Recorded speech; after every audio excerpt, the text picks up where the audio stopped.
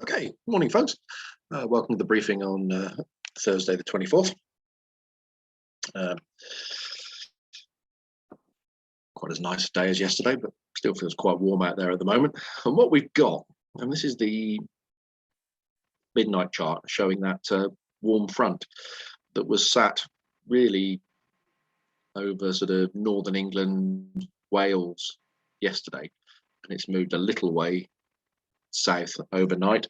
And then if you move this on another 12 hours, and this is where it's predicted to be at midday. So you can see it's not moving very fast at all. And what we're getting is just the weather that's on it, and it's fairly weak affair, just sort of tracking down that way. You'll see that in a second with the sat pic and the rainfall radar.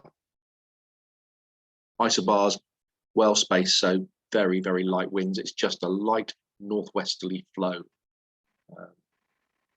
today for most of the day.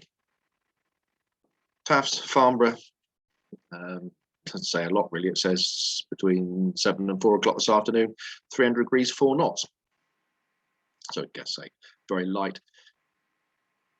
6,000 meters visibility when the TAF was issued. Few at 4,500 feet. Well, looking out there, that's quite high cloud at the moment. The upper cloud associated with the front. There will be some cumulus as well today.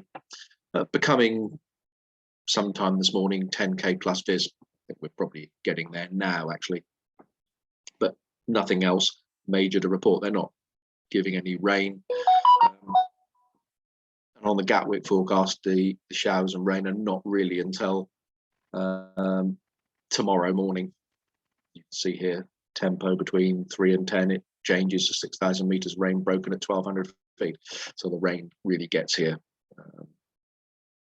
early hours of the morning and most of tomorrow. Upper winds, again, fairly light, a little bit all over the place. If you just look at the middle of the country boxes, you can see it says 310, 330, 10 knots down here, probably a little bit more westerly in the channel at the lower levels, but very, very light. Nothing much to worry about. Sat pic shows the front and its progress. You can see all the clouds sort of tracking from the northeast, but the whole thing is not really coming towards us very quickly. Very, very slow moving. We'll be in and out of the areas here with clear or maybe bits of upper cloud. I suspect thickening up slowly as the day goes on from lunchtime onwards, but nothing too much to worry about. Rainfall radar shows a similar sort of picture. That there's the prime area of the front. It's not moving this way. It's just tracking all the rain down in a sort of northeasterly direction. So don't really think we're going to see any rain today until either overnight or early tomorrow. So good news. Temperatures probably 19, maybe even 20 degrees in here in the sunshine. So not as warm as yesterday, but quite pleasant. And looking at the soaring forecast, that's the midday 1 o'clock forecast with these sort of temperatures. I think we should see some thermals up to about 3,000 feet.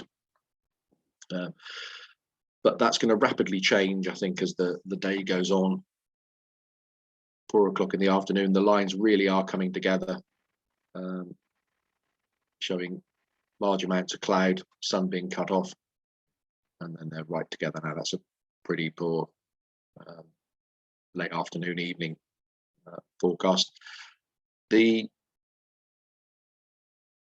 actual Lark Hill shows quite a dry air mass in here with a small inversion, but beyond that, there's various layers of cloud. As you can see where the lines come together, there'll be cloud in there. So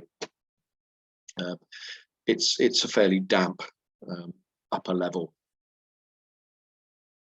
sounding, but drier down below. But I think that will slowly change as the day goes on and the front eventually creeps towards us Meteo are suggesting the same sort of thing. That's sort of 11 o'clock, some local soaring, hopefully by 12, 1 o'clock, 3,000 feet locally. And then we start to see, after a few more hours at 3 o'clock, the front creeping towards us, upper cloud killing everything off. Still flyable, but not really much chance of soaring mid to late afternoon. And the cloud amounts they're giving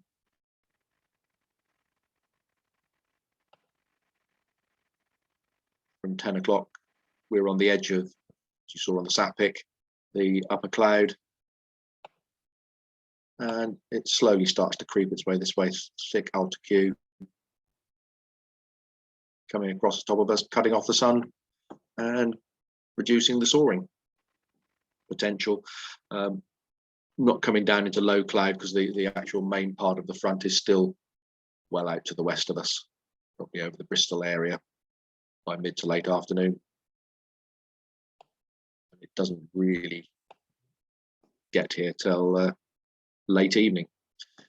As you can guess from that, in terms of cross-country predicted distance, Sussex and Kent will probably be quite nice. Yeah, there we go. But not really much over us and local soaring, I suspect. Looking at tomorrow, we're really under the front. The BBC was suggesting we're under the frontal system for a lot of the day, so it may well not be flyable. And Saturday, showery. So hopefully, fingers crossed, we'll get something for the start of the competition.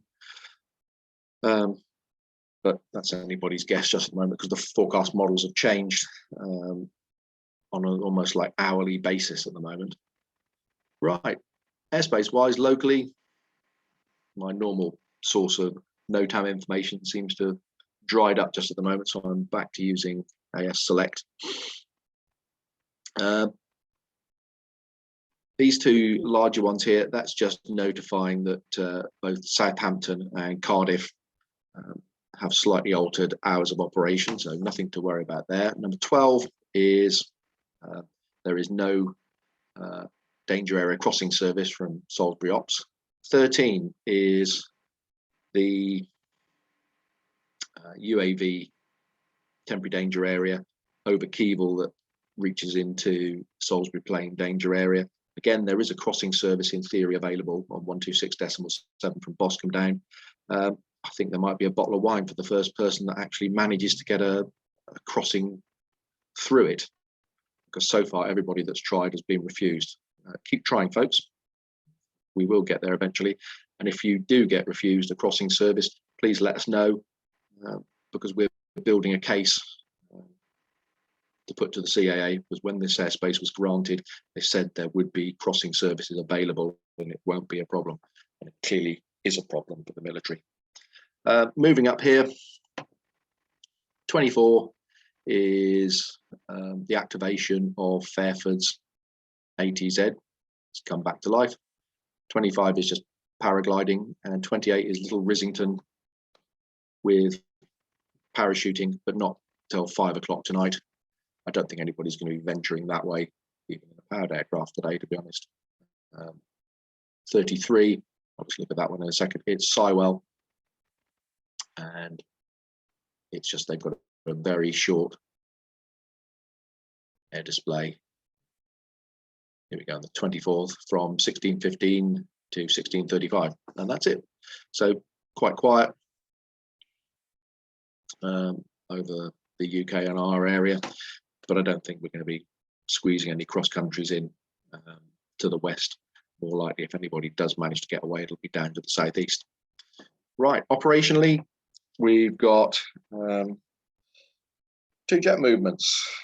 Go SRA, the 727 is coming in theory at 12 o'clock, and then going back out at 3 o'clock in the afternoon. Those are the current filed flight plans. We'll see how the timing works on that. We're going to be on 27, folks. Just normal operation, cables on the south side, gliders on grass. Don't think there's going to be a grid, so we'll just see everybody at the runway when we start flying, and we'll get the kit out fairly shortly.